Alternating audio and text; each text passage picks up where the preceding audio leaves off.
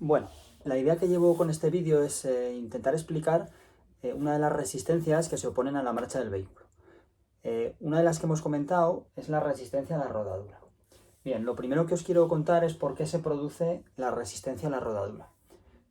Si yo tuviese un sólido rígido ideal, ¿qué quiere decir esto? Pues una rueda que no tuviese ningún tipo de deformación, yo en esta rueda tendría el peso que soportaría el neumático y aparecería una fuerza que sería normal, que se opondría al peso, y el contacto aquí sería puntual.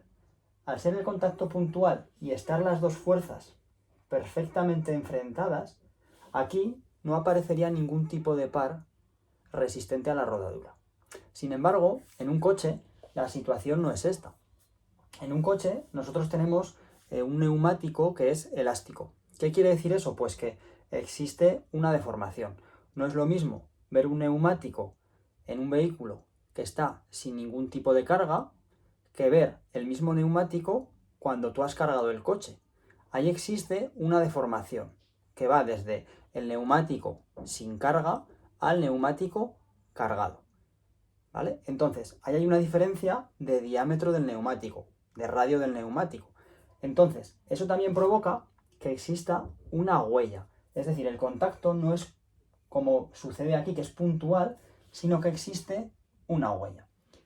¿Esa huella qué provoca? Pues que la fuerza que va hacia arriba y que se opone al peso que soporta la rueda está un poco desplazada respecto al punto central de la rueda. Entonces, si yo tengo una fuerza desplazada, una distancia, una determinada distancia, en este caso, una distancia d, pues una fuerza multiplicada por una distancia me provoca un par.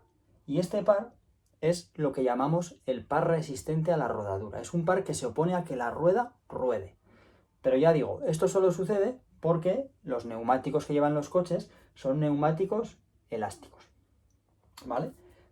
Entonces, este par resistente a la rodadura se traduce en una resistencia a la rodadura. Esta resistencia a la rodadura va a depender de dos cosas. En primer lugar, de la fuerza que soporta el neumático, es decir, si yo tengo un coche, tiene 4 ruedas y el coche tiene los pesos perfectamente repartidos, 50% delante, 50% detrás, 50% a la derecha y 50% a la izquierda, entonces esto sería la cuarta parte del peso del coche. ¿Vale? Entonces, este sería el primer factor que influye en la resistencia a la rodadura. Esto básicamente me hace pensar que contra más peso soporte una rueda, mayor va a ser la resistencia a la rodadura, porque contra mayor sea este factor, mayor va a ser este. Y luego tenemos un factor que es este de aquí, que es mu sub r, que es el coeficiente de rodadura. El coeficiente de rodadura es un coeficiente adimensional y va a depender de muchísimos factores. Aquí os he puesto unos cuantos.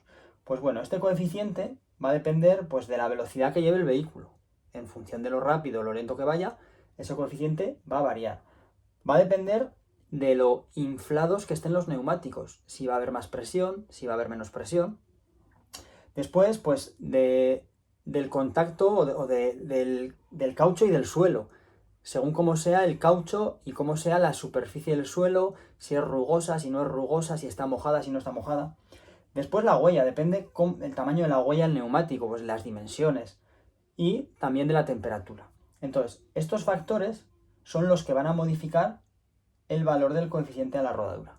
El coeficiente de la rodadura es un valor que va entre 0 y 1, ¿vale? Y variará, ya digo, según todos estos factores.